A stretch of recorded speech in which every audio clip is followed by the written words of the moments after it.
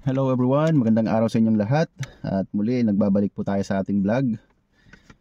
At ngayon pala, ang pag-uusapan natin ay tungkol naman to sa update natin sa salary ngayong 2025. At kabilang sa mga pag-uusapan natin guys ay ang sahod ng mga general worker, katulad ng factory worker, warehouse worker, at isama na rin natin ang mga mushroom picker, sahod ng mga hotel cleaner at farm worker, at kasama rin po ang mga skilled worker katulad ng mga driver at welder. At kabilang din sa mga pag-uusapan natin ay kung magkano yung actual na kinikita namin para magkaroon kayo ng eksaktong idea about sa totoong kitaan talaga dito sa Poland, no? Maliban doon, pag-usapan din natin ang bonus system. Meron po tayong direct hire at saka meron din pong under agency or ang contract of mandate. Then, so yun, pag-usapan din natin ang bonus system, no? Kasi para may idea kayo at para pagdating nyo dito sa Poland, alam nyo na may mga ganto-ganto pala dito. At pag-usapan na rin natin ang working time. Sa ibang company kasi ganyan, may 12 hours, 10 hours at saka 8 hours. At yung yearly salary increase, kasi dito sa Poland nga, yun, 2 beses nagkakaroon ng increase sa salary. So gusto ko pong malaman nyo yun, kung kailan at kung magkano yung increase every year dito sa Poland. Then yung mga holidays at saka vacation, ano bang pagkakaiba ng kapag under agency ka at saka under kapag direct company ka. Okay? So yun ang mga pag-uusapan natin guys. Pero kung bago ka pa lang sa ating vlog ay huwag mong kakalimutan na mag-subscribe sa ating YouTube channel at patap na rin ang bell button para lagi kayong updated sa mga susunod pang informative video. At ganoon din po sa ating Facebook account, huwag niyong kakalimutan na mag-follow, mag-like at pa-share na rin ang ating video para sa iba pa nating mga kababayan. Okay guys, kung ready na kayo, tara umpisahan na natin.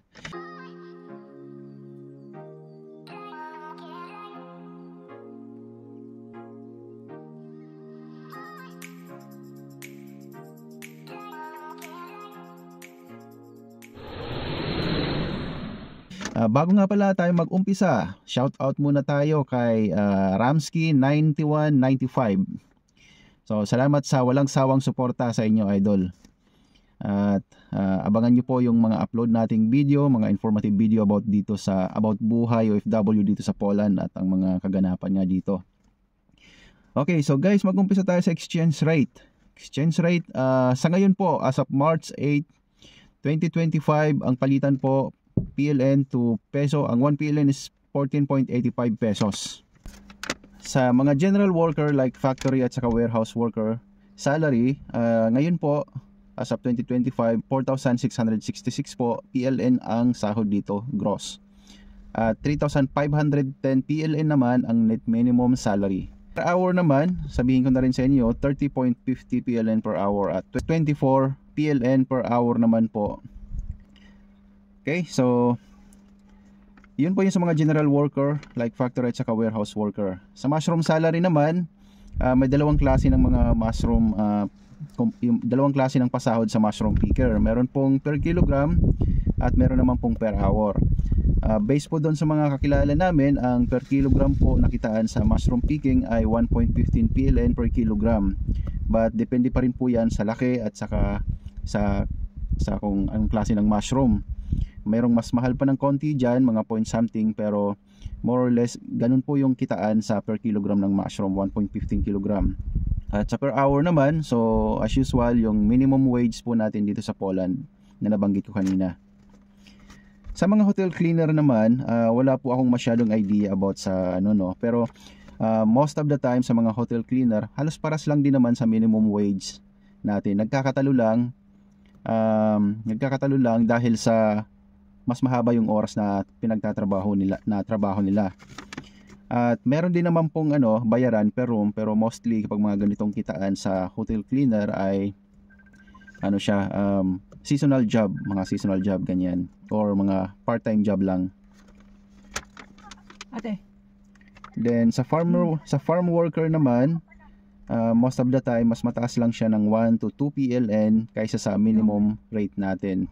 Example, 24 PLN per hour po ang minimum ngayon, so nasa 25 or 26 po ang kitaan nila. Sa ibang farm ganun din po, merong per kilo or per basket po ang bayad.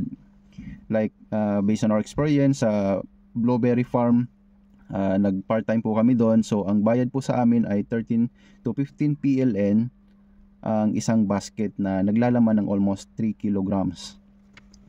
So yun po sa mga farm worker, no. Sa skilled worker naman, syempre mas mataas, lalo na sa mga driver, pero nakadepende sa klase ng vehicle na i-drive mo, no. Pero ang range po ng salary nila ay nasa 25 to up to 30 PLN per hour po ang net. Sa mga welder, mas mataas kaysa sa driver. Sa welder, up to 38 PLN po, hanggang minsan mas mataas pa dyan, depende sa klase kung anong skill mo sa welding ang trabaho mo. So yung 38 PLN, so yun po yung usual na kitaan dito sa para sa mga welder. So net na po yun. Yung mga sinasabi ko pong amount is net na po yun, para hindi na kayo mag-compute sa gross. At sa mga naman, based naman sa aming experience, no, yung clean salary, yung kumbaga net na kinikita talaga namin, bawas na yung mga expenses like sa bahay at saka sa kuryente at saka sa transportation. So ang kinikita namin except bonus, ito yung pa lang po sa oras pa lang po na pinasok namin. Kapag i-compute natin siya within 21 days, sa loob ng isang buwan, then nagtatrabaho po kami ng 8 hours per day, at ang rate naman namin ay 24 PLN net. So pwede po kayong kumita ng 4,032 PLN every month. Net na po yan. But mayroon pong deduction dahil po nagbabayad tayo ng house rent at saka sa transportation. Ipagpalagay na natin na 600 PLN per head. So kung babawas natin yung sa 4,032, ay may matitira na lang sa inyo na 3,432 PLN, or katumbas po siya ng 50,965 pesos. At yun, so yun po yung namin, actual salary or yung kinikita talaga namin dito sa Poland kapag binawas nyo yung bahay at saka sa transport. Pag-usapan naman natin ang bonus system dito kapag ikaw ay direct hire or direct sa company, at kapag ikaw ay under agency. Unahin natin sa direct hire. Sa mayroon silang tinatawag na performance bonus, which is pwede kang kumita ng up to 500 PLN per month. At meron din pong mga company na nagbibigay ng Sodexo na twice a year. Depende sa company. Meron namang ibang company na nagbibigay monthly nitong Sodexo na to. At sa ibang company, yung Sodexo mo ay maaari mo siyang gamitin kapag ikaw ay mag-grocery or meron kang bibilhin online. At pwede rin naman sa ibang company na i-withdraw mo yung pera, kasi meron po silang binibigay na card na para siyang ATM, which is pwede mo siyang i-convert into cash instead na ibili mo, i-shopping mo sa mga grocery store.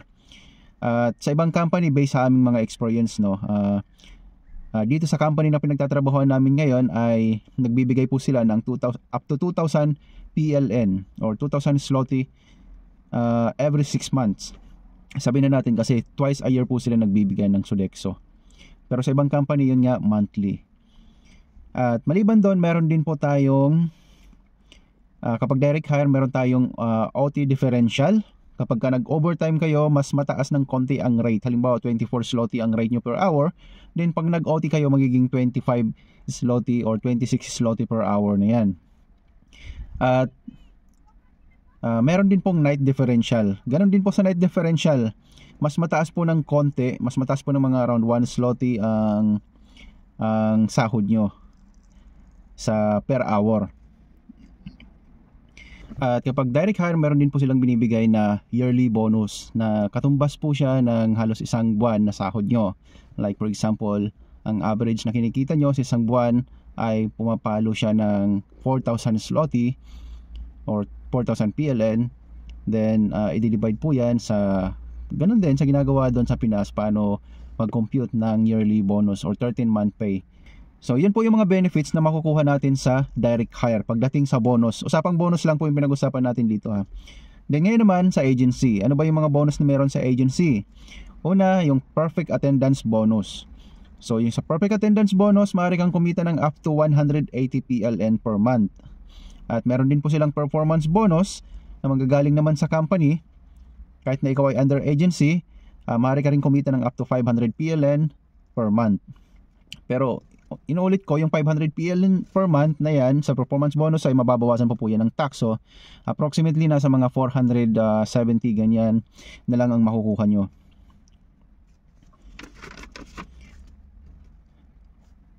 Next natin ay pag-usapan itong working time. So dito sa Poland, mapa-under agency ka man, madirect ka man sa company, nagkakaiba-iba po ang pasok sa mga company.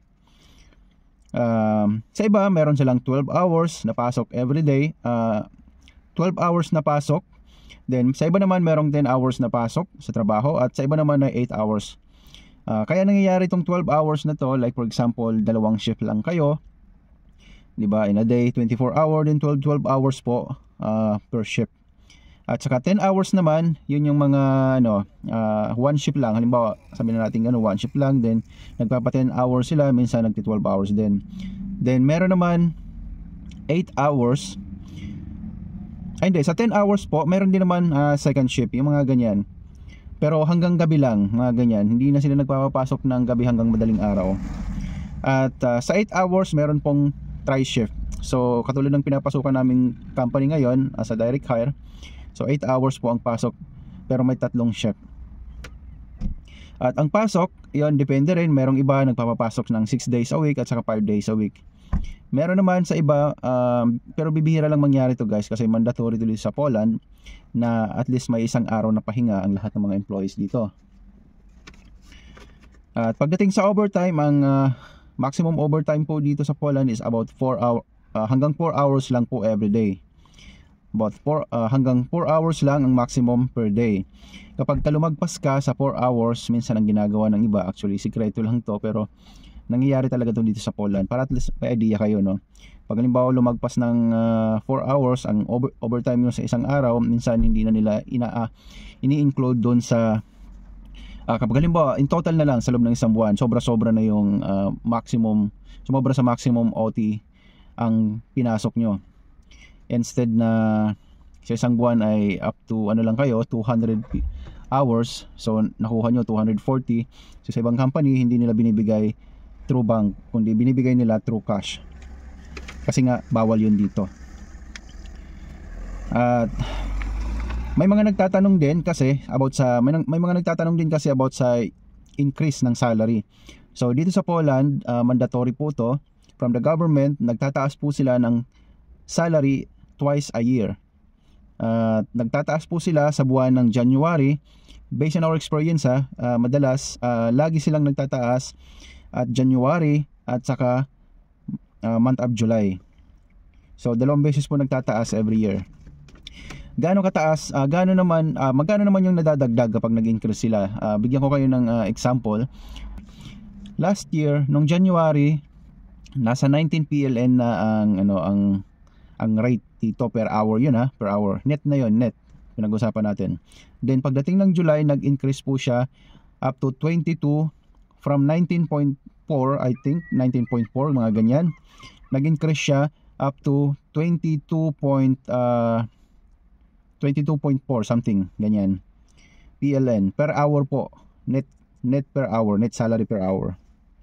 Then nitong January na naman nag-increase, nitong January 2025 nag-increase na naman siya, naging around 24 zloty, 24 PLN per hour na, diba? So nag-i-increase po every sa mga ganitong month, twice a year po siya nag-increase. At sa July 2025 wala pa namang notice ngayon, wala pang balita kung mag-i-increase ulit, pero tingnan na lang natin, update ko kayo ulit kapag nag-increase ang salary.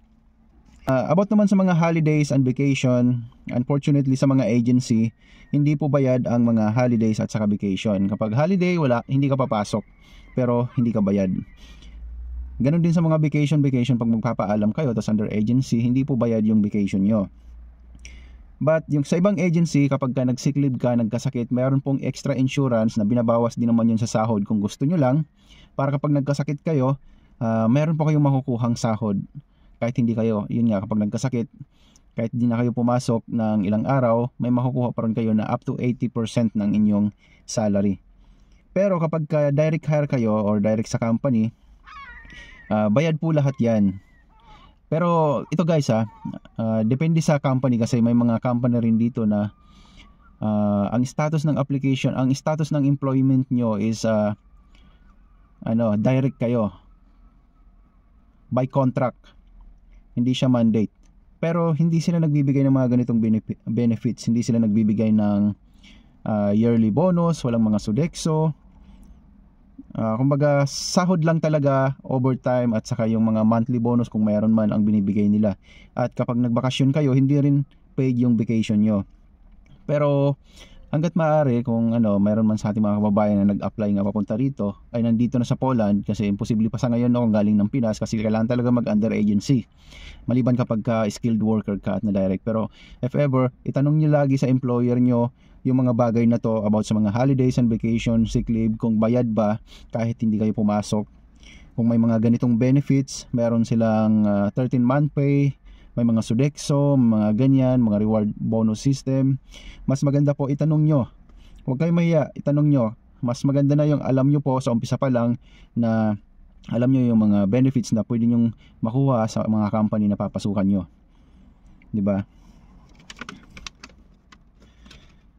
So I think yun na po, yun lang muna yung pag-uusapan natin sa ngayon about sa update natin sa sahod dito sa Poland. Sana po ay malinaw sa inyo, at sana ay marami kayong natutunan. At kung meron pa kayong mga katanungan guys, mag-comment lang kayo sa baba ng video na to. At muli, maraming salamat sa panonood, at kita-kita po ulit tayo sa mga susunod pang video, no? God bless po sa ating lahat.